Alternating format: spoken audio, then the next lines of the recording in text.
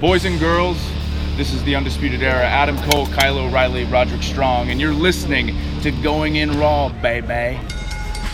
This is the glorious one, Bobby Roode, and you're watching Going In Raw. What's up, it's your girl, Sasha Banks, the legit boss, and you're watching Going In Raw. You like that? Hey, friendo, Steve here. And Larson. And welcome back to Going In Raw, the only pro wrestling podcast you need to be listening to right here at youtube.com/Steve and Larson, and available wherever podcasts can be found. Be sure to hit that subscribe button, a little notify bell next to it to make sure you always get your new Going In Raw notifications. We're also available on the Patreon at patreon.com/Steve and Larson. It's a great way to support Going In Raw. We've got a bunch of bonus content that goes up 5 times a week. You got that right. I feel like, so we've got this big StarCast Double or Nothing thing happening. Uh-huh. We're leaving on Thursday. Yeah. So Thursday morning is going to be, video-wise, production-wise, what are we going to have up? Schedule changes? We should talk about that. I was specifically going to speak really quick about an idea for the fact that, like, no bonus content for a couple days anyways. I think, like, there would be 2 episodes. Because we've got a lot to produce between now and Thursday. Yeah. So what I'm actually going to do is for the $5 and up a month patrons and for channel members, we can do this also, I think. So we're going to be road vlogging a lot. Yeah. Which will eventually be condensed down into, like, you know, a nice tight road vlog edited thing. Mm-hmm. But I feel like we could probably, like, put some random, like, throughout the weekend. Yeah. Some raw stuff. Yeah. Some raw footage, some raw vlog footage on the Patreon. Yeah, that's cool. And then for channel members as well, we've got channel members. All you got to do on YouTube is click that join button, and that'll sort of be a substitute for some of the bonus content we won't be producing. Yes. So yeah, it's just that time of that. Like, I don't think we're not going to do like an NXT review. No, this Thursday rather than that, because that would require us coming in first thing Thursday morning, shooting a video, and then driving 8 to 9 hours to Vegas. Right. So rather than do that, we'll just get up, I don't know, leave it like 10. Does that sound good? Yeah, sounds great. All right, 10, so we can get there 6 or 7 or so. Mm-hmm. We'll do, so Thursday morning, 5 a.m., we'll do kind of an extended Double or Nothing predictions video / preview. It'll go live at that point. Yeah, 5, Thursday morning. Friday, count out rather than Saturday. Friday will be count out.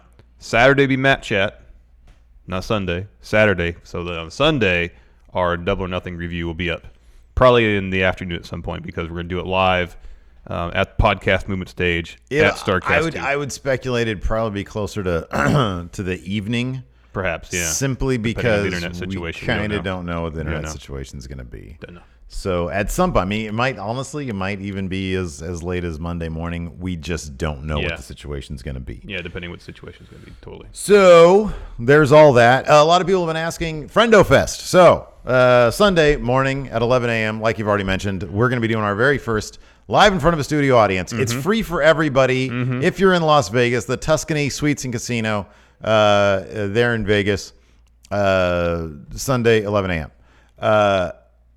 Again, we don't know what the internet situation is going to be there, and so chances are, like, we are not preparing to live stream. Although live streaming really is just sort of one button. So if we have the availability, we'll do it. Totally. Like, if we get there and we're like, oh wow, this is super fast, we could totally live stream. It's probably easy enough to do it. Oh yeah. We're not banking on it. We're not counting on it. Don't sit next to your computer waiting for a notification. If we're able to do it, great.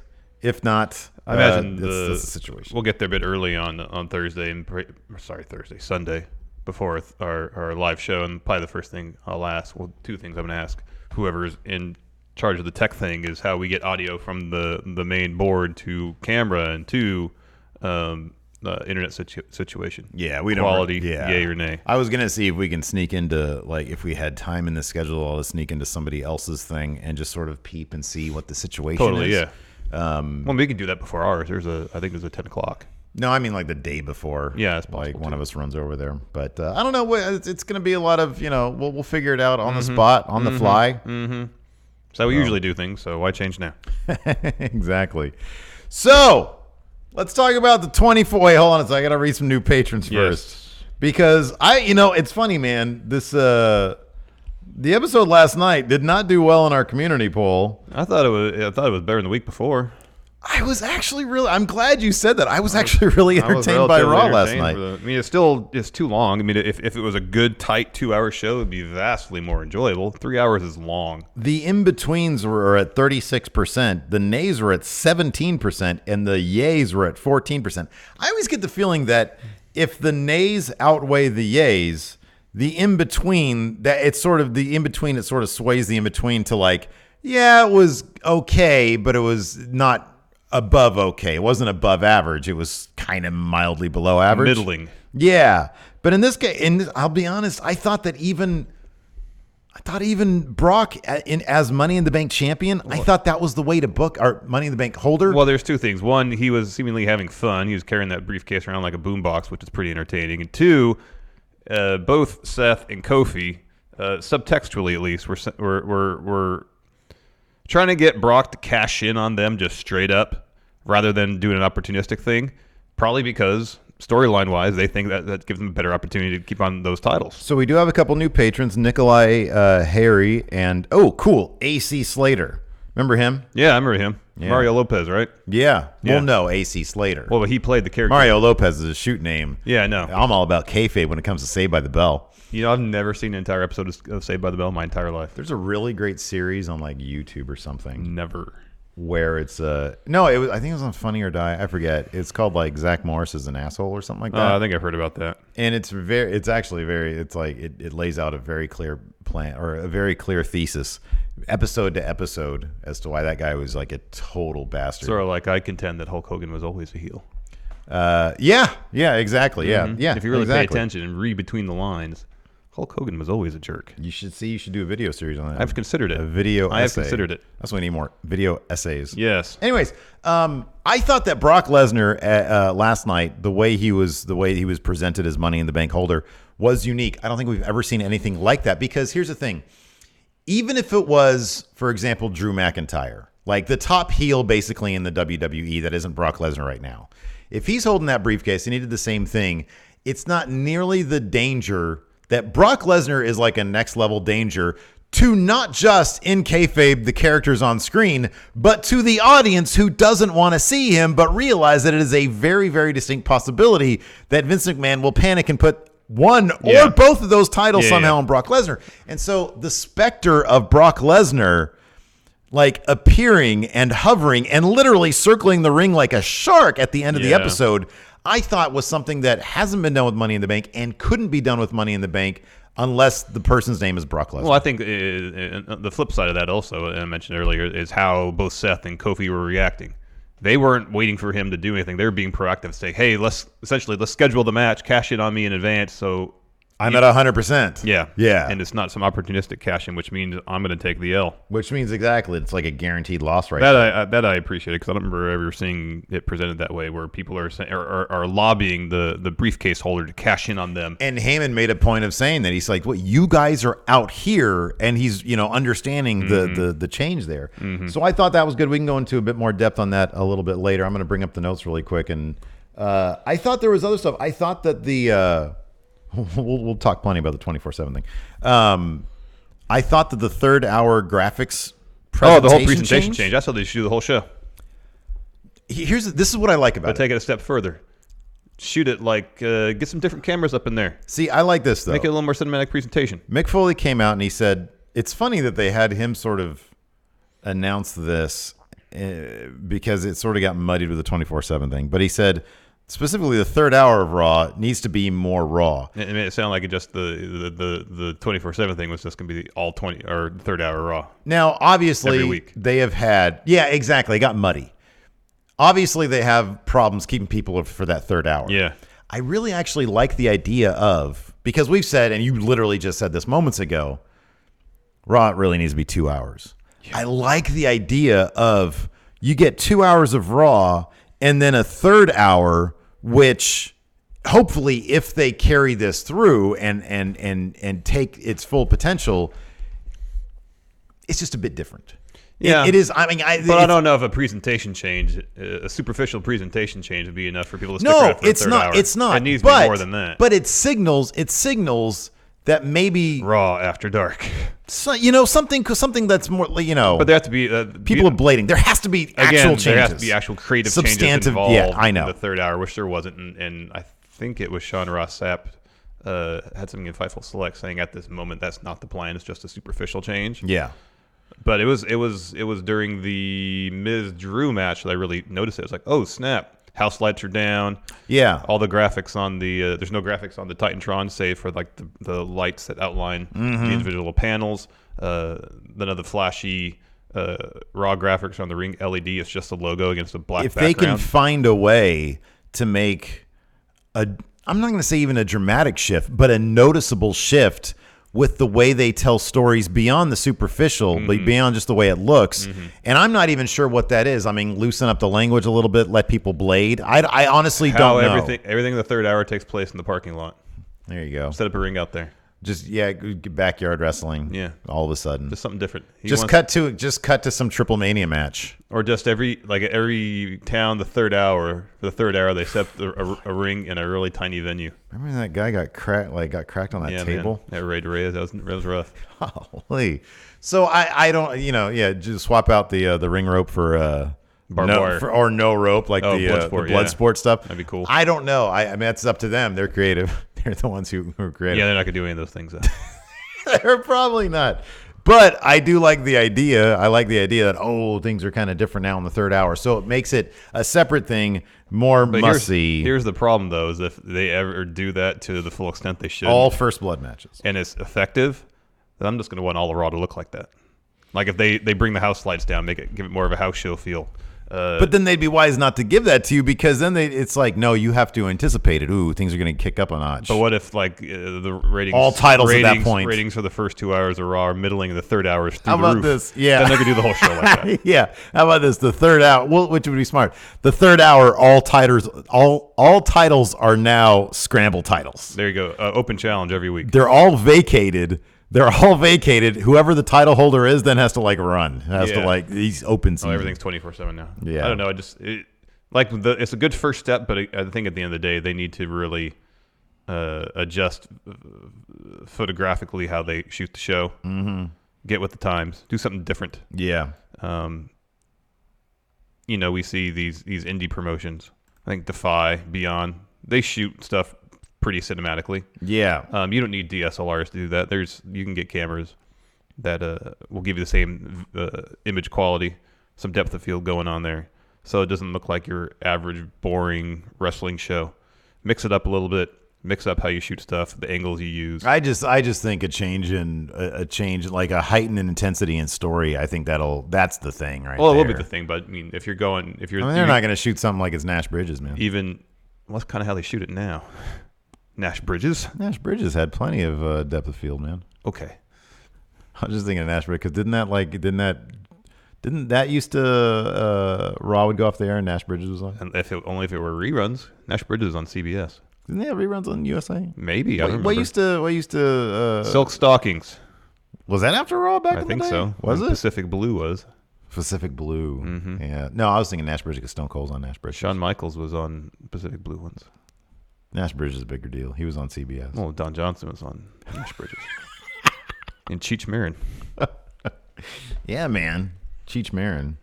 Let's see here. I actually really like the Sami Zayn versus Braun Strowman bit, the backstage stuff. Sami Zayn was cracking me up. Yeah, he was briefly on my bad side. Now he's on my good side. Yeah, because he kept on saying, "Ow." Small doses, man. That's what it takes. Small doses. I don't like that Drew is just a henchman again. He's like perpetual henchman. Why was he booked so weak last night?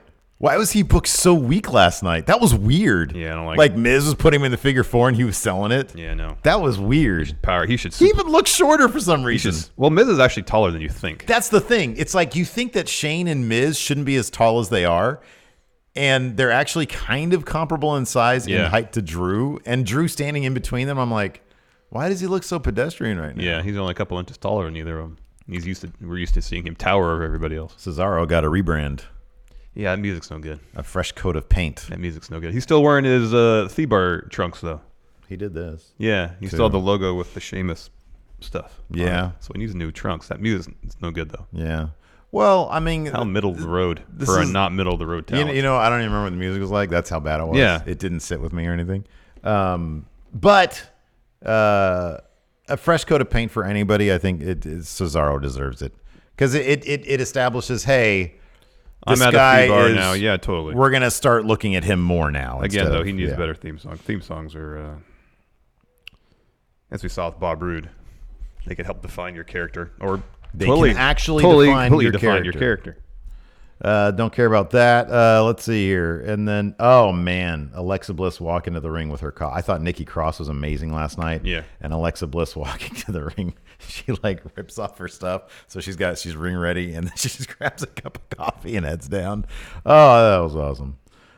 So yeah, I don't know. I'll be honest. I was thoroughly entertained by Raw last night. It wasn't that bad. And then, okay, so let's talk about this before we get into it.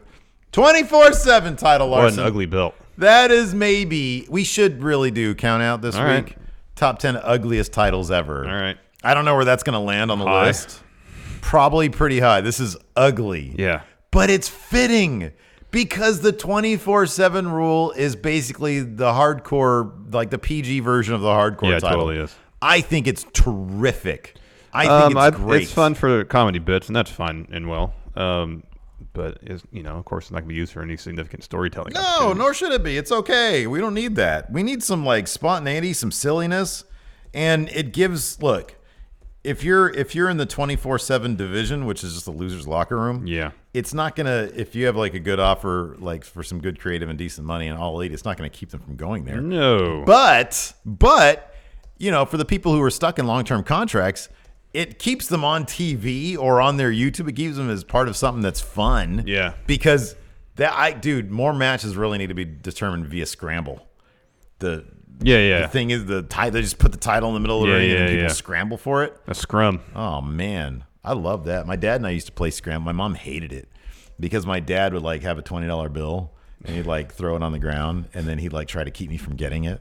Wow. I'd always get it. Like he could have easily power bombed me and I'd be out. Of course. But so he didn't put up like as much of a fight as he could. Now I could probably take him. I could probably beat him for the scramble. Maybe. Maybe. I don't know. He was a nom, so maybe not. But He's pretty tall too. yeah, he's like 6'2". But yeah, all I got to do is like put a bucket of popcorn over here and I can grab it. Or give him a hot dog or something. He loves his popcorn. Yeah. Anyways, yeah, the movies. I told you. Like he said. Does he ever do the thing? Because you get free refills, right? Yeah. Do you ever do the thing where you get the large bucket and you get a cup holder I thought that's what we were gonna do. and you pour half of it into the basin of the cup holder, and then you go back and get your thing half filled up. I know. And that way you don't have to buy two of them. I thought that's what we were gonna do, but he was like, He was insistent on having his own, and then making you get your own. yeah. Well, he bought it for me. Oh, all right. He was springing for it. Okay, well, no, he wasn't being like a cheap bastard. There's no or reason anything. to argue about He that. just then. philosophically wants his own thing of All right, popcorn. okay, He doesn't okay. want to empty it out beforehand. That's fine. None of that. I mean, if it was on him, then I guess there's no reason for you to argue. no, it was totally. I would have bought it to like if he was like, no, I have no problem doing that. I'm just Yeah. like, last time me and Lacey went and we took Summer and Tea. We got one thing of popcorn and then just got a couple of trays, poured them out. So Raw kicked off with Paul Heyman and new Money in the Bank winner and gleeful Money in the Bank winner Brock Lesnar. He was who rocking with the boombox. He had the boombox. What song was playing in his head? Brass Monkey. Ryan Satin posted a video I saw that. of Brass Monkey. The Going In Raw theme song. No. Yeah, Brass Monkey's probably pretty good. He's a country music guy, dude. Paul Revere. What's Yeah. that? Hey, Didn't ladies. Hey, Nelly ladies, do a song with Tim McGraw? Maybe that sounds right. One of those dudes, yeah. Did Cisco ever do a country collaboration? Cisco? I don't think so. I don't know, man. Who else? Who was one of Nelly's contemporaries from back in the day? Genuine? Really? I thought he was earlier. Maybe. Nas? No, not Nas. Nas. Nas No. is- Ja Rule. Ja Rule. Yeah. Ja Rule. Ja Rule. He was the Fire Festival. Yeah, he's guy, a little right? busy with that. It's not fraud. It's false advertising. That is fraud. So yeah, they come down. Brock looks happy. Looks like he's having fun. And Heyman proceeds to cut a promo. Mm-hmm. And then he was saying that He was talking about conspiracy theories. Yeah, he said and that Brock might have killed JFK. Yeah, he's trying to blame Brock for the JFK assassination. And the crowd was booing. The crowd booed that. And he's like, "You're booing that?" I think it's just too soon, man. Then after that, we had, it's all fun and games, but then you look at that as a Brooder film. Holy crap! That dude's head just exploded. It's messed up, man.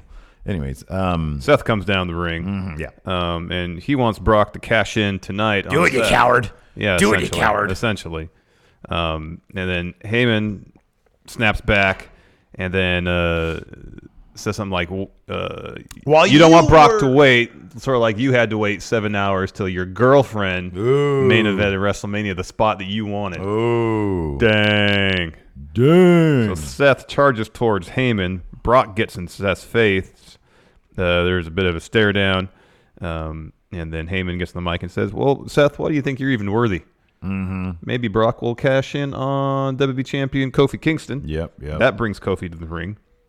He talks about wanting to cement his legacy, and to do that, he has to face the best, and defeat the best. So again, he also says to Brock, hey, cash in on me. Face to face. Yeah. And then Heyman says, well, I happen to know, I have inside info that your guys are going to be in action tonight. Yeah, neither of you guys are done tonight. And so we'll hang around. And yeah, we're going to be around. Yep. So I like that because it's set up, and if they could, this is what they really need to be doing each week, not promo tag match, and then you don't care. It should be promo that sets up some sort of intrigue that carries you through the night. When is this going to happen? For a tag match, it happens later on, not right away. Yeah. Because that's what has been on the last episode of SmackDown on this one.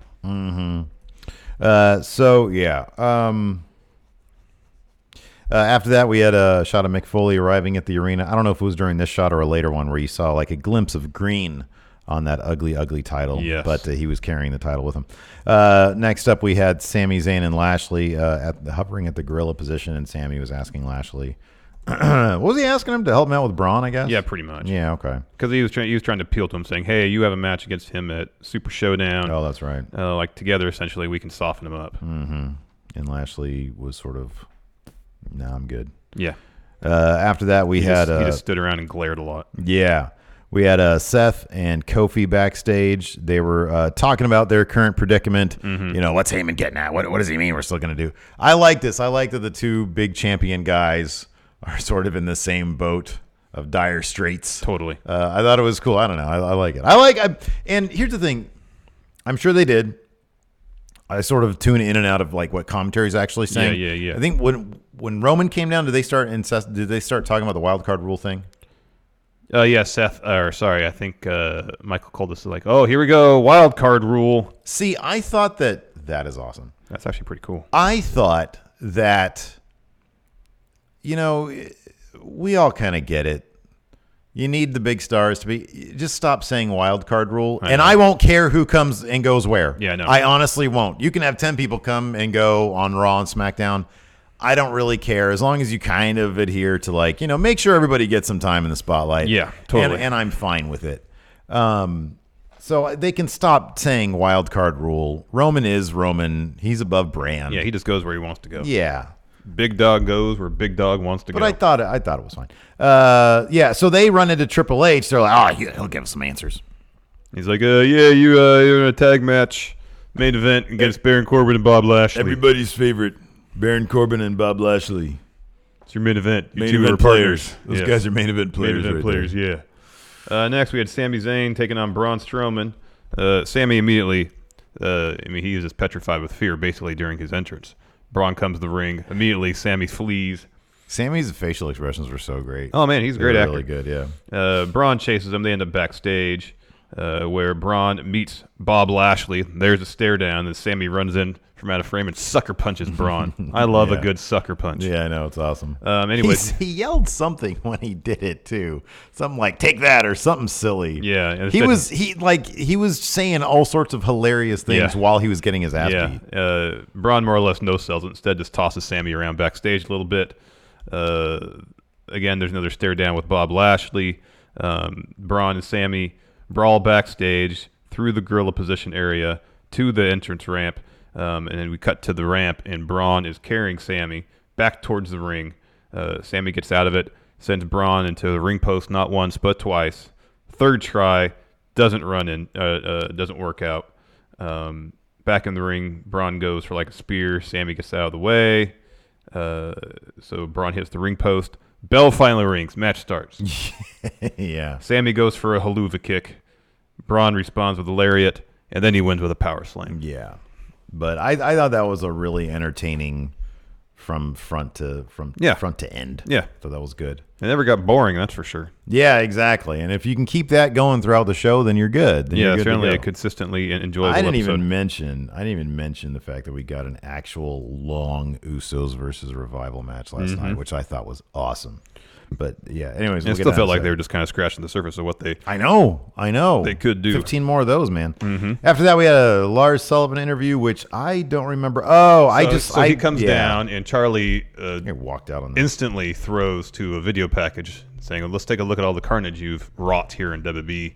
They come back.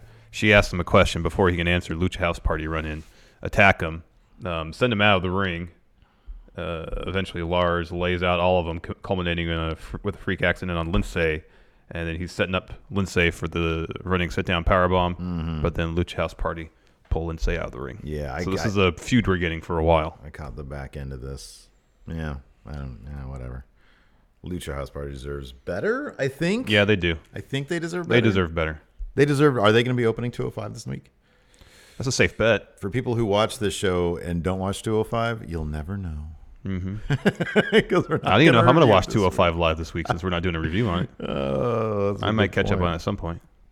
We'll see if there's anything noteworthy. If Mike and Maria are on it, I'll watch it. I'll watch that bit. Next, we had a really great match between Ricochet and Cesaro before the match began. There's this little backstage We should bit. watch it on the road and going to Vegas. There you go. Because we're going to have all the time. We're going to have almost 9 hours maybe. That was a bad idea. She just got plane tickets. They were expensive, man. They were really expensive. They were really We're expensive. saving money, baby. I mean, you still could get flights maybe. Anyways, so before the match begins, backstage earlier in the night, Ricochet's in the trainer's room getting tended to. Yeah. Because, he took a bit of a beating at Money in the Bank. Yeah. Cesaro comes in, talks trash, kind of tries to get Ricochet to essentially not do the match. Ricochet says, I'm going to do the match. It's like, hey, they're giving me new theme music. So, But I have the same trunks. yeah. Old trunks, new music. Then we had The match. That match. It was really good. And I liked it because, they were selling Ricochet's injuries. He had the DDP, the modern day version of the DDT rock tape. rib tape, which is rock tape. The kinesio tape, is that what they call it? Yeah. Yeah. And he was still flying all over the place. Oh, that spot where he was standing on Cesaro's shoulders and did the backflip off it? Man, that was great. I know. He's amazing. Isn't that crazy? We get Ricochet in WWE right now. That's awesome.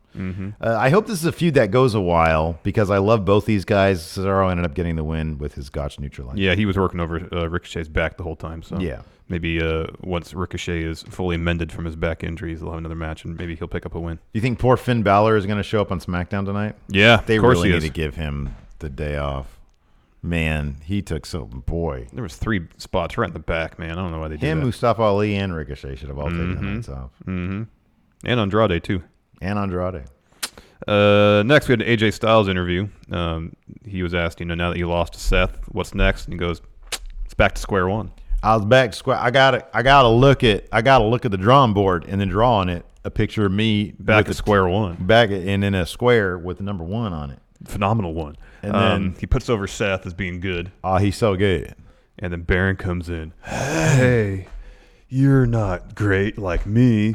I retired Kurt Angle. I don't know if he brought that Well, up. last time I checked, you squandered your money in the bank, and then you also did something else. And then You lose a lot. I pinned Seth in the ring. something you've never done. You didn't pin Seth in the ring. You're not me. A real slap in the face, huh? I'm not scared of you. You want to know what a slap in the face is? This. Wow. I'm going to remember this now. What just happened? What just happened? I'm going to remember that you just did that now. I'm going to get back at you now. So then we had a Roman Reigns promo. Darn it. He comes out. But he's instantly interrupted by Shane before he can say a word. Roman just sighs. That's all he has time to do. He has a big, heavy sigh. Big, heavy Roman wild card sigh. Yeah. Shane comes out and says, well, now that I'm done with The Miz, on to other things. And Roman says, well, as things would stand now, I'm done with Elias. My schedule is open. What you say about squashing this beef right here in the ring right now? Shane says, no, I'm hurting because cage match. But let's let the WWE Universe decide. Of course, they all say yes. Shane says, no. And then he brings Drew out to the ramp. So Drew is standing there next to Shane. If he's a mercenary, if he's a gun for hire, maybe just like come out and say that. Because otherwise it just seems like he's doing favors for people. He just seems like he's a henchman still. This is like time number 4 that he's henchman to somebody. He needs to be the highest bidder. You know, like if you're going to do this, he just comes. I want to see money changing hands. That's what I want to see. I want to see the envelope or sack. Oh, a sack. Stuffed with money overflowing. You see the $100 bill sticking out of the top of that money sack. Or doubloons. Gold. Just pure gold, yes. Bullion. Yeah. It's some gold bars. It's a good investment. You can invest in gold. Yeah. And anyways, after Drew comes out, Shane says, you know what? I'll face you, Roman, but not tonight. We'll do it a Super Showdown. And after that, we see Shane and Drew backstage. Miz walks up and just says, you're done with me? Yeah. And then Shane is like, what did Shane say? Yeah, I don't think he said anything. It was Drew just stepped up to Miz. Oh, he is done with you, and then Miz was like, "Well, then I'm moving on to you." it's like he's learning of his booking on the literally on the booking fly meeting in real time. Yes. You're like, okay, well then now I have a program with you. All right, that's what he said. I have a program with you now. Okay, so you and I for the next 3 months. Okay, good. So then we had finally they did like a little video package of showing the Revival being humiliated by the Usos, but that was all. Who cares? Because then we got an Usos versus Revival match, and this is the meat. This is what I'm talking about, man. Yeah. If we had 5 of these first, and then you get into the silliness, that's okay. But we need to get the matches. We need the matches, and this is a terrific match. It was a good match. And it still feels like to scratch the surface of what they can do. Barely. Man, give them 25 minutes on a pay-per-view. Several pay-per-views and several 25 minutes on the third hour of Raw, so it looks like they're wrestling in like some old grungy venue at the Sportatorium. Sportatorium, yes, something like that. That's #1 wrestling time travel destination, right? For you? For me, it is. Yeah. Can you imagine half the people there think it's real? Probably more than half. Like 80% of those people thought it was real. Well, like the Mid-South Coliseum in Memphis would probably be pretty cool. Yeah, because 90% of those people think it's real. I'm sure there's a lot of places in Florida. I want a crowd where everybody thinks it's real. Where do you think, what building, what crowd do you think? Oh, it's probably some field in like the 1910s. When it might have been real. Yeah, exactly. Yeah. If that's your prerequisite, when do people, the highest percentage of people in the audience think it was real, that's probably when it might have kind of been real. Yeah. Anyways, a really good match. Scott Dawson pins Jimmy Uso with a roll-up and a handful of tights, so we're going to get more of this feud, which is good. Just give him a lot of time and say, all right, gloves are off. And then weave those tag titles into it. Yeah. So that Hawkins and Ryder... Who showed up briefly when Foley was walking backstage. At least Hawkins did. That's right. Okay. So that they can then move on to the 24/7 division where they belong. Those tag titles, they need to be weaved into this Usos Revival immediately. Story. And then it'll be cool. The Revival will be totally happy, I guess, I imagine, if you do that. And then have them move on to another quality tag team, another 10 great matches with that tag team. Yes. Next, Alexa Bliss is backstage. Nikki Cross walks up, and then Alexa was like, oh, hey, yeah, I saw, Money in the Bank. Why didn't you do better? Yeah. She said, you lost. And she said, well, I had my hands on the briefcase for a couple seconds. And she was like, yeah, but you lost. And then the Revival come in. They're jubilant about their victory over the Usos. Dash is like spitting all over Alexa. Yeah. And Nikki Cross has a big smile on her face. Yeah, that's pretty funny. And Alexa was all, ooh, gross. Yeah. After this, Firefly Funhouse. I was actually half laughing at this because there was like a shot of, I think it was like a baby, and it's like written on it. It was fake, but it was like, let him in. And then they did like a weird filter on the baby's Oh, I know. head. Yeah, no, it made it all look all creepy and stuff. I know. So it starts out all happy where they have a little cartoon versions were actually B-roll of all the characters Yeah. from Firefly Funhouse. So you had Mercy, you have Abby, you have Ramblin' Rabbit, of course you have Bray, and then it kind of does a type deal. Yeah. And then there's shots of, like morose, detached-looking children. Yeah. Some of them with like shirts or something that said "Let him in." One kid had it written on his forehead. Yeah. And then you get some more creepy shots of Bray in his mask and stuff, and he says, "Let me in." Yeah. And that was it. Yeah, we went. I'm full creepy now with the whole thing. Yeah, it's good. After that, we had Moment of Bliss with Becky Lynch and her sidekick Nikki Cross, who was she was just lingering. It was awesome. She was like and Alexa Bliss really does have a wonderful comedic timing to her. Because Nikki Cross is like too close to her, and she like looks and she's like, oh. And then Nikki Cross goes the other side, and she does it again, and then she's like, just go over there. Yeah. So Nikki Cross takes a seat. Yeah, and Becky Lynch is the first guest. That's why Nikki got up in the first place. And they did this bit where Alexa like sort of takes Nikki's coffee from her and pours it. Yeah, her coffee into her cup, so she's got a full cup of coffee. Yeah. Guest on Moment of Bliss was Becky Lynch. The theme of this episode was people being interrupted because it happened all the time. It was constant interruptions. Before Becky could answer Alexa's first question, which is, how does it feel to no longer be Becky 2 belts? The Iconics come out and talk trash, saying, we still have 2 belts, you only have 1. Becky says, well, I want to go down that ring, and I'll become Becky 3 belts after I beat those tag titles. Beat you for those tag Becky titles. 3 belts. Yeah. Yeah. Then Lacey Evans comes out. Again, like wonderful comedic timing from the Iconics when Becky like interrupted them. Peyton Royce went, Yeah. Yeah, I don't know. It's just they're comedic. The Iconics got a good pop when they came out, too. Yeah, people like them. Yeah. For the most part. Lacey comes out to the ramp, too. She takes credit for Becky losing the SmackDown Live belt. And then Becky says, I want to take on the Iconics and Lacey. She says, I'll do it by myself. And then Nikki volunteers to be your partner. She said, I'll play or something. I'll be a partner. And then, and then Becky says, all right, Alexa, you're with us, too. And Alexa starts saying, I'm not even ready to be in the ring. While she's in her ring gear. Well, no. She says, I'm not even ready to be in the ring. And then they start walking, and Alexa goes, and she has her ring gear on underneath her. I thought that was hilarious. And then she just grabs her cup of her mug of coffee and just stands and she holds it like this, like, with like, like she's cold. It's like she's cold and it's her most prized possession. Yeah. Oh, man, I related to that so much. So what we got in theory was a 6-woman tag match. Becky, Nikki Cross, and Alexa Bliss taking on Lacey Evans and the Iconics. However, Alexa, if, of course, rumors or reports are true, she's got concussion issues. She can't wrestle. She's just hanging out ringside, drinking her coffee. About halfway through the match, Lacey Evans just walks out in the Iconics. And that allows Becky to pin Billie Kay after a top rope leg drop. Yeah. I don't even know if we've ever seen Becky win a match with a top rope leg drop. I mean, kayfabe makes all the sense in the world. Totally, it does. All the sense. It really does. So, yeah, that was rad. After that, we had the Mick Foley 24/7 title announcement. He comes out and he looked, I don't know, he seemed... The crowd kind of crapped on the title when he brought it out. Maybe that was it. No, it totally was it, because he was doing fine until they brought the title out, and then it was a noticeable kind of groan from the crowd. No, this was kind of what it was at first. He started talking moments after he got to the ramp. He started talking down the ramp, and it kind of threw off. Like, Foley needs to come out, like, raise his hand, get the crowd pops. He gets in the ring. They start chanting Foley, Foley, whatever.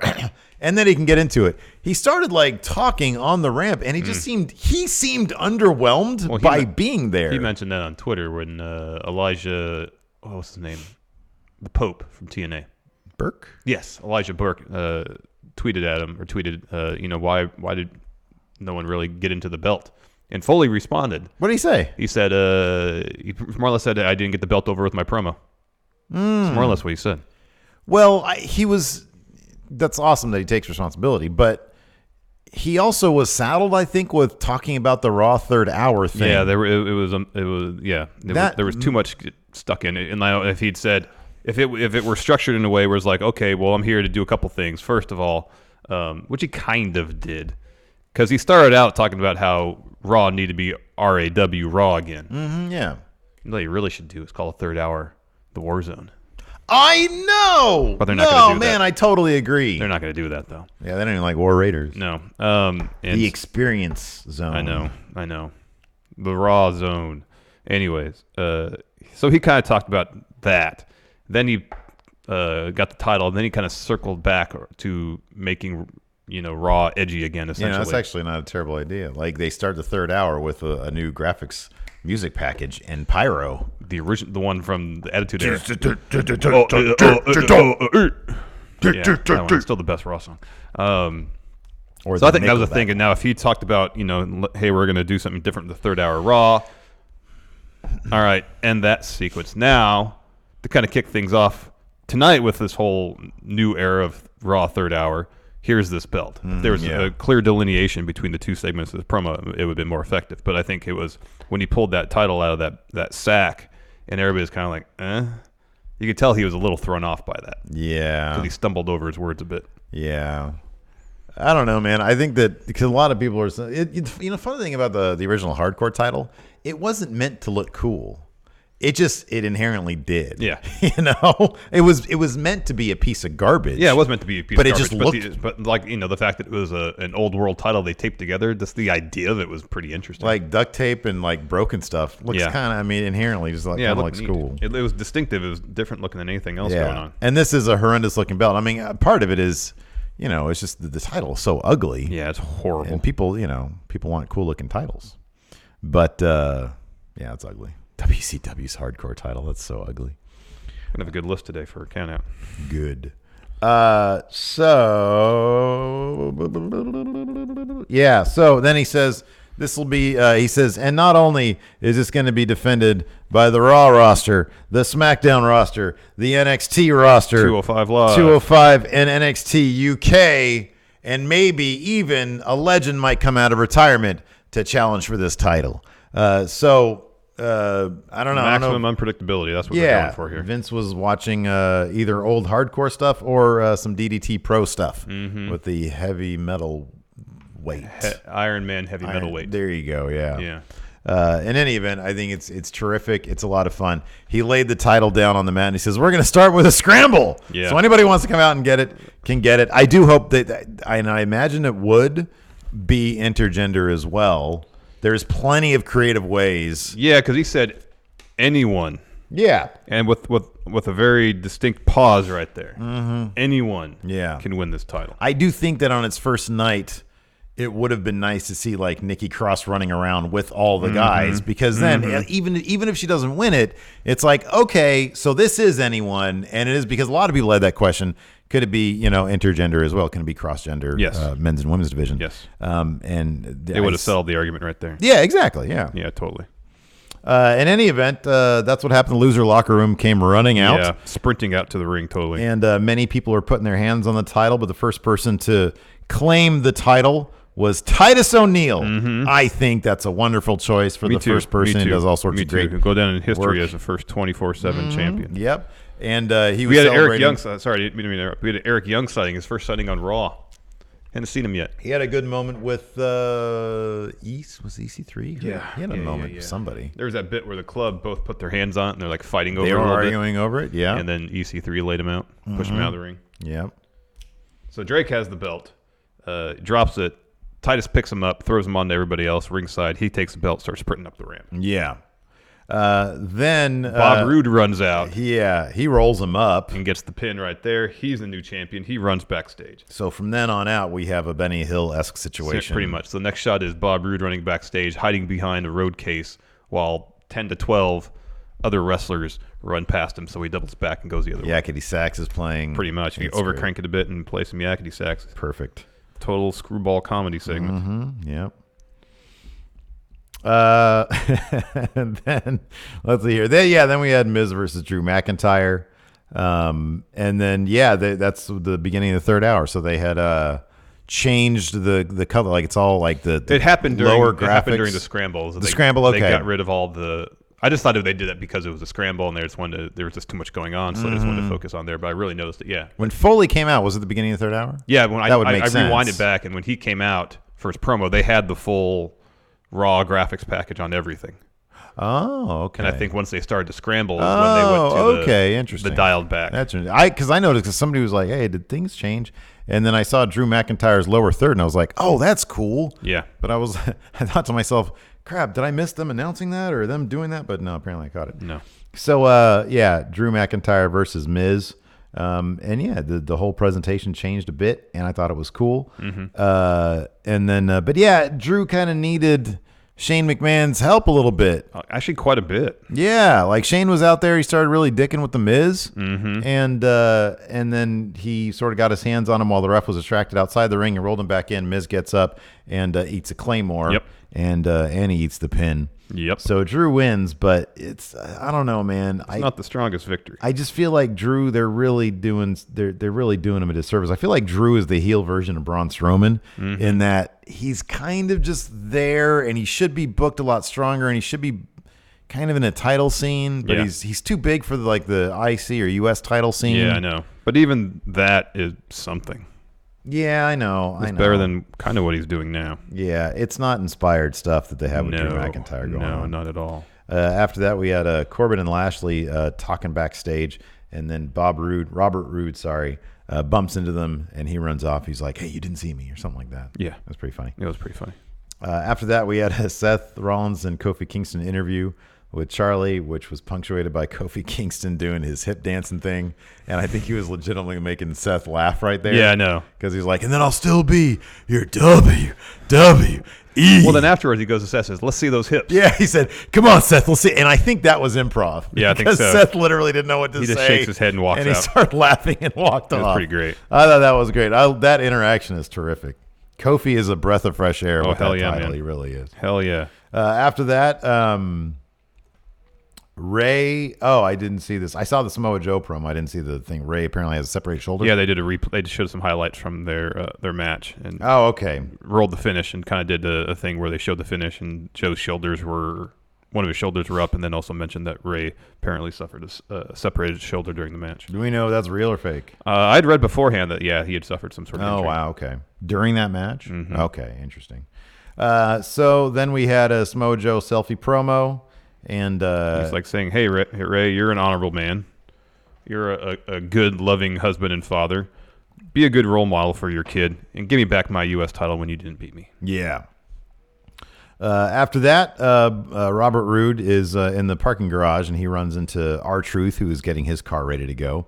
And R-Truth says, "Yeah, come on, get in here." He gets in the trunk of the car. The mob of loser locker room competitors come looking for him, and R-Truth successfully says he convinced them that he went the other way, so they all run away. Yeah. He lets Robert Roode out of the trunk. He's like, "Yeah, get in here." He opens the door. There's a ref waiting right there. R-Truth sucker punches Robert Roode. Rolls him up. Well, tosses his head into the car. Yes, that's what he does. And then the ref counts it. Gets the pin. And then he gets in the car and he drives away. Yep. And then Drake Maverick's been tweeting about it ever since. Yeah, he's hot on the trail. Yep. This is everybody in that loser lot. They should all be tweeting the same. They should all be, doing videos on their social media. Agreed. Giving this title some urgency and themselves some more shine. Totally. See, is that a beautiful belt or is that not a beautiful belt? It's both. Yeah, right. It's both. So I don't think it qualifies. There's charm to it. There is charm to it. So after that, we had our main event.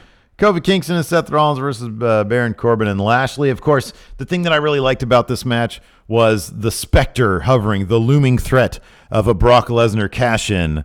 I thought that was really cool. That is a horrific-looking title. So yeah. Anyways, talk about this match. It was fun. Kofi comes out first. Seth second. Seth's on the ramp doing his thing, posing the crowd. He gets attacked by Bob Lashley and Baron Corbin. They broke out. Yeah, they did break out. And that's kind of the story of at least the first part of the match is and seemingly this was no DQ too because there was chairs involved. Yeah, I don't remember them mentioning that in advance. Anyways, the heels would lay into the faces. The face would try to mount some measure of offense to come back, but again, the heels would just find a way to beat him up some more. At one point, Baron buries Seth under a pile of office chairs. Yeah, that was cool. And then back in the ring, they kind of double team Kofi. They set up for like a joint superplex. Boy, that'd be kind of a cool idea. Huh. Because you're right. I don't remember them saying this is no DQ, but man, this match was crazy.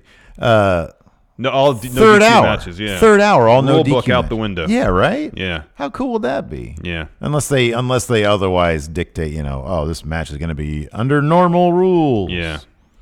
But no, I thought that was terrific. No, I thought it was really good. And then Seth runs in with a chair and makes the save. Kofi counters and end of day's attempt from Baron. Hits Trouble in Paradise. He picks up the win. As soon as the bell rings, Lashley comes in. He lays out both Kofi and Seth, but they manage to fend him off just as Brock's music hits and he starts walking down the ramp. So Seth is standing there, chair in hand. The ref gives both Kofi and Seth their respective titles. They're holding them. And Brock does a lap around the ringside area, teases like he's going to get in the ring, hops on the apron, then gets down. And then I kind of like this, that they start kind of backing up the ramp, and the camera just gets close enough to him so you can hear Heyman speak to Brock just with the camera audio, not with the mic. Yeah. And Heyman says, "Oh, we're going to come back next week, and we're going to declare who we're going to cash in on." Mm-hmm. I like the looming threat, man. I Yeah. like the looming threat. It kept me into it. And I hope, because it seems like the obvious choice is he'll just say, "Oh, well, I want Seth at Super Showdown." I hope they do something different with it.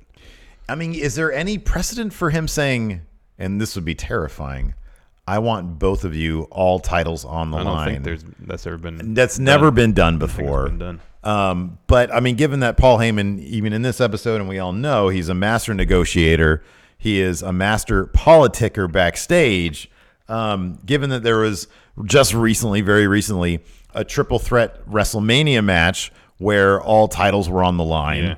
I don't think it's outside the realm of possibility. Hopefully it won't be at the show that we're not going to watch. Iconic Bud probably will Ryan be. says after Kofi came out before Seth's intro, the ring announcer said it was no DQ. Oh, okay. All right. Yeah, everything that's how it should be. Yeah.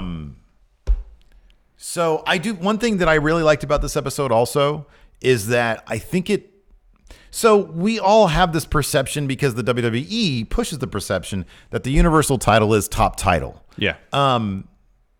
I really like that Seth and Kofi, and especially Kofi, I think it's the smartest thing in the world. That was amazing, whatever that picture was. Oh, I know. His motivation right now, his ambition is to cement his own legacy as a fighting champion, as a champion worthy of the WWE Championship. Because they've been pushing that so much, and because of the interaction between them and Seth and them and Brock Lesnar, and Paul Heyman saying, well, maybe Brock wants a new challenge. Maybe Brock wants to be WWE Heavyweight Champion. Yeah. It brings Kofi and that title to the level it does. of the Universal Championship. It does. So I thought that was terrific. I thought that was really really good too. I had no problem with that.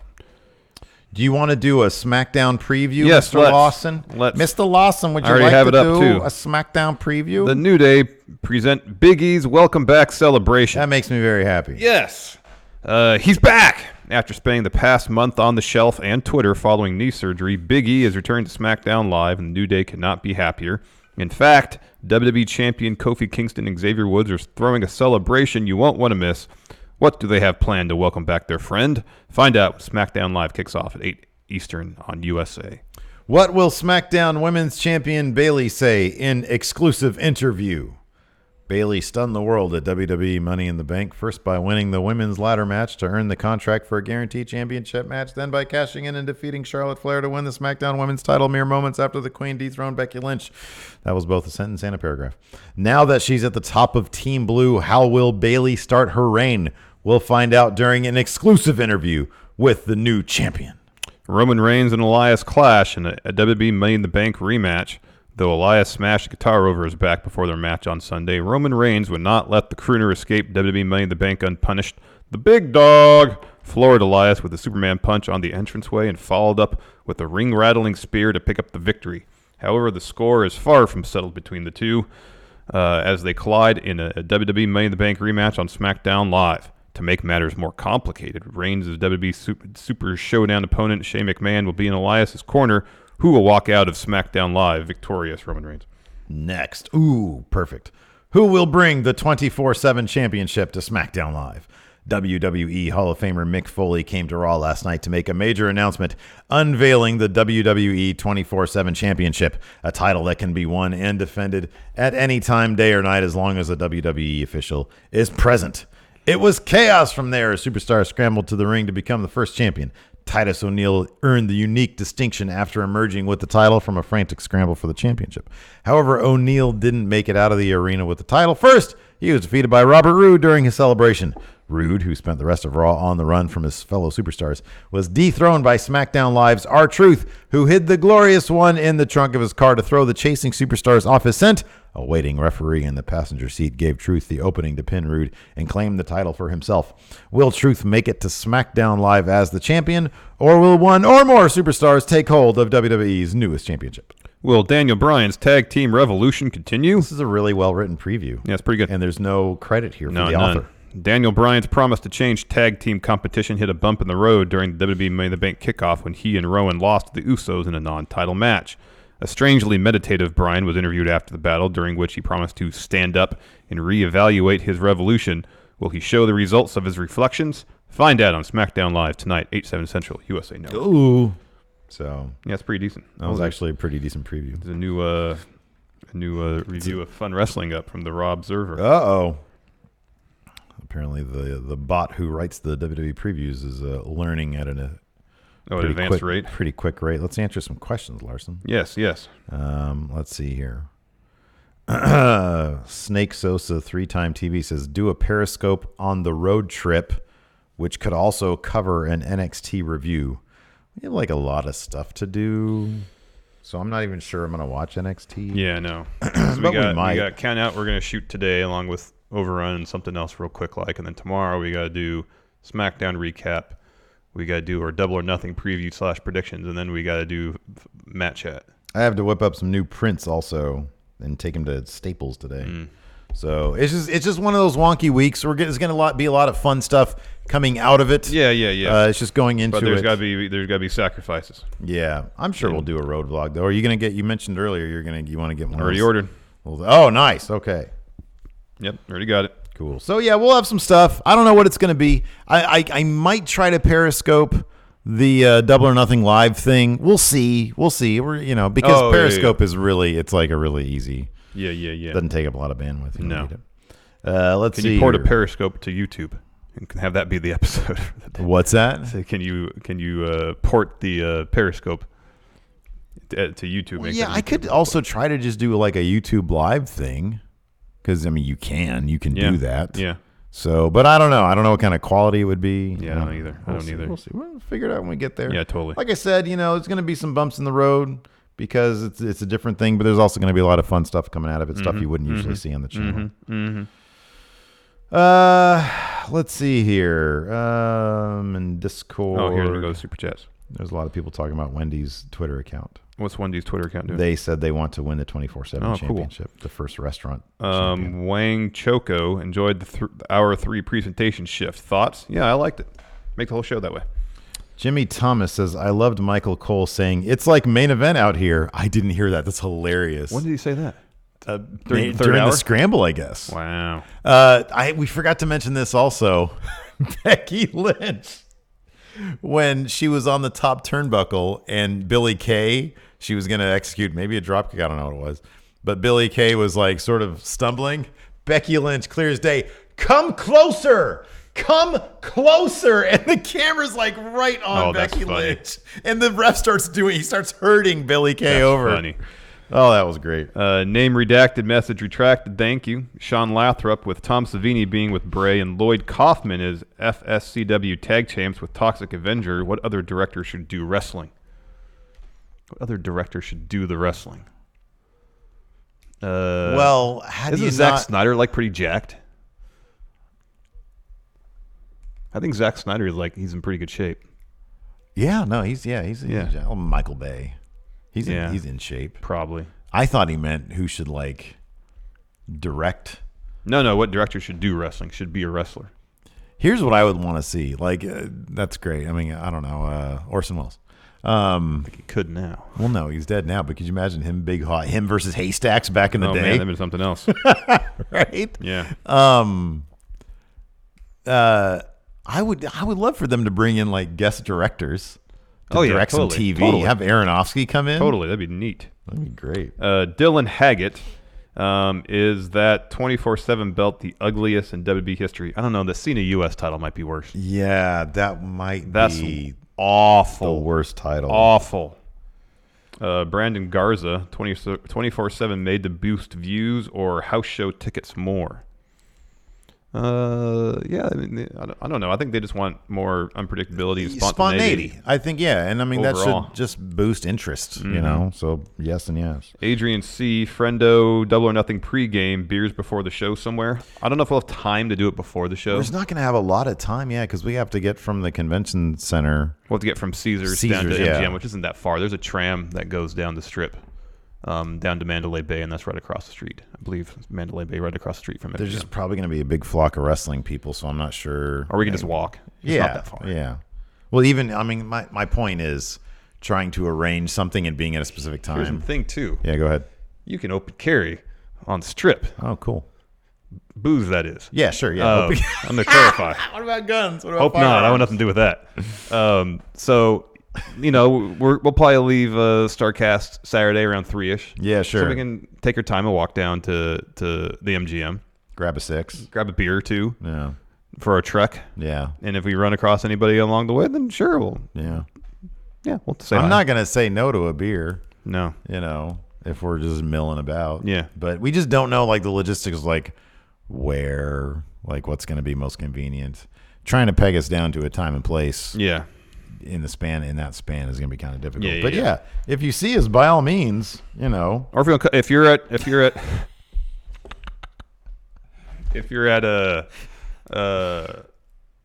at Caesars for StarCast, we're there all day Saturday before the show. So you want to come say hi? yeah. Maybe we'll bring a cooler with a 6-pack inside, and we just yeah. drink them down at the table. I don't know if that'd be frowned upon. No idea. Nobody's going to say nothing. Nobody pays attention. We're going to be gone. We're going to have to cut out from the table a couple times. Yeah, we won't be the only one that has to do that. Zach Lindner, do you think this new belt will address issues of the lower card never getting screen time? Yeah, I think that's a good use of it, because that's my worry, is that a lot of the undercard wrestlers now with more or less the brand split, a hard brand split being out the window, we're going to see the same 4 stories all the time on both Raw and SmackDown. So at least this is something to get people involved. Jonathan, what are some other possible belt ideas, and who should win them first and why? What's another possible belt idea? Something kind of goofy, something that gets people who aren't involved. I would say like a trios title. Who would be your first trios? Lucha House Party. Yeah, that makes sense. Or New Day. That'd be good too. Undisputed Era. Minion TM, do you think the WWE will let the 24/7 title fall into disrepair and resort to taping the broken pieces together so it eventually becomes a hardcore title? I don't think I they're don't going think to. belts just fall apart that easy. No, they don't. I don't think that they want to be that on the nose about the hardcore title thing. I think they want to kind of step away from that. Yeah, I kind of agree with you on that one. I think there's definitely going to be, besides even the 24/7, there's going to be hardcore elements to it, though. And you saw that with R-Truth winning it, with, putting what's-his-face into the car. Yeah. All right, let's see here. I'm over on the Patreon. Jeffrey Nguyen says Zach Morris is trash. Again, I'm not familiar with Saved by the Bell. I have no opinion on that. Dom L, who would be the first female 24/7 champion? I saw this on Twitter, I think, that Carmella should beat R-Truth for it tonight on SmackDown. There you go. Jeffrey, again, book wrestlers as Saved by the Bell characters. Who would be AC Slater? Well, he's brash, arrogant, kind of. A foil to Zach Morris, who's really the baby face of the show, even though he's like the Hulk Hogan. He's actually a heel. And then he became his ally. He's a macho man. How about Zach? Well, Hulk Hogan. All right. You already said he's. What about Screech?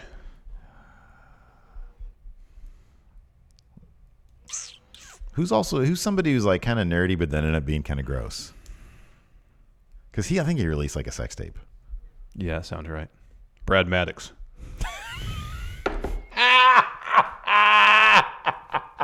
That's good, man. That's good. It was kind of nerdy, kind of gross. That's good. That's it. Yeah, move on now. Okay. You just killed that question. Good job. Beef mode. Yeah, beef mode. Remember we thought that was funny? It was kind of funny. It was funny. It was Brad, funny. oh, look, man. Brad Maddox is hilarious. And kind of gross. Yeah. Joe Juarez. Yano for 24/7 belt. Hell yes. Yeah, make it. Yeah, man. Bring comedy wrestling back. Absolutely. Quoth the Raven, how long before Nikki Cross becomes 24/7 champion? Hopefully soon. Hopefully soon. Austin Luff says not used to seeing Brock have that much fun. Yeah, he was into it last night. Who? Brock was into it last night. Yeah, I know. He was. He was.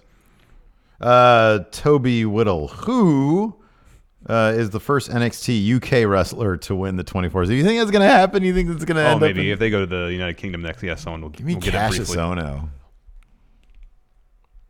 Sid Scala. Psycho Sid! Yeah, there Savvy you go. Sid. Haven Elric, 24/7 belt looks like a golf tournament prize. It does. Oh, yo, somebody in chat said Or like it if you looked win like a fantasy football league. that's Yeah. the belt. Somebody in chat said it looked like it had the design of a retirement home. Jayshawn Lawrence, will Drew ever get out of the henchman role? I hope so, man. I hope so. I hope so. Logan Finsterbush. Do you think creative is booking Lars Sullivan and Braun Strowman too weak? I do feel like, man, I would love to see some monsters go at each other. Yeah, Braun, Drew, and Lars. Just give us like a stare down with those guys, you know? Lake Locke, is Cedric Alexander already a loser locker room guy? I mean, he came out for that 24/7 title. He's only been on Raw once that I recall. Prior to that. What a great question. Daniel Rios. Power rank the worst places to have to defend the 24/7 title at. A porta potty. We're probably going to get that too. Those are nasty. Icky. Those are so Super nasty. gross. Norgangi, power rank names better than 24/7 championship. So network title. Network title. I was really hoping they were going to call it the network programming title, for that, yeah. Quoth the Raven, is Foley now NWO Dutch Mantel? Yeah. Totally looks like him. DJ Guttercat, is Nikki Cross the new Tajiri to Alexis's Regal? It could be that, or it could be the Mickie James Trish situation. Yeah, it kind of feels more like that. I guess like a little bit of both. A little bit of both. Peen Man, who's the first legend to get the 24/7 title? Fit Finlay. Oh, wow. Boy, that'd be great. Get Adam Pearce a title in WWE. There you go. That'd be great. Fear and Loathing NYC, you're both invited to two parties in the Hamptons, but can only attend one. The first is hosted by Becky and Seth, and the other by Andrade and Charlotte. Which do you attend? It's Andrade and Charlotte. I do enough nerdy things, and I feel like a party in the Hamptons with Becky and Seth would just be like playing video games. I don't know what I'm getting into with Andrade. I have no idea, but it seems like it'd be fun. Yeah, I think that might be the right answer. There'd be like a lot of people there speaking Spanish, and I'm like trying to figure out what they're saying. That'd be great. It'd depend on my disposition. If you just wanted to chill? If I just wanted to chill, yeah, it'd be Becky and Seth. But, you know, if I want to get a little crazy, then yeah, Andrade and Charlotte. Fear and Loathing says punk rock bowling is in Vegas this weekend also. Cool. Oh, man. I know. I had some friends that partook in that. Yeah. Let's see here.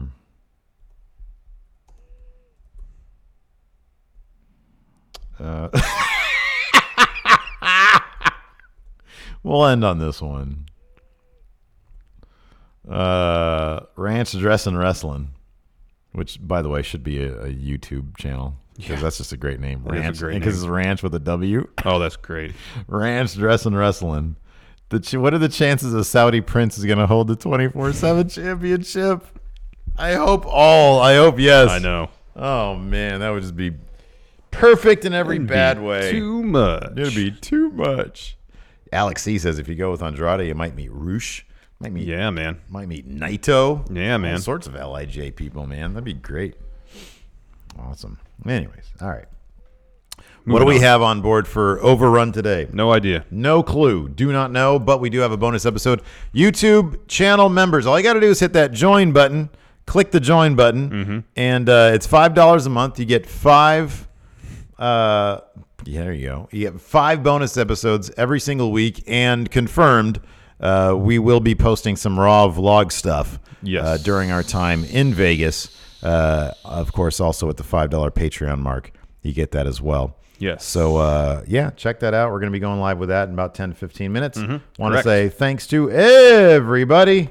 Until next time, we'll talk to you later. Goodbye. Be a part of Going In Raw today at patreon.com/Steven Larson. Starting at $1 a month, you can enjoy Going In Raw ad-free, gain access to the daily 30-minute Going In Raw post-show, exclusive merchandise, and so much more. Support Going In Raw today. Click the link in the description.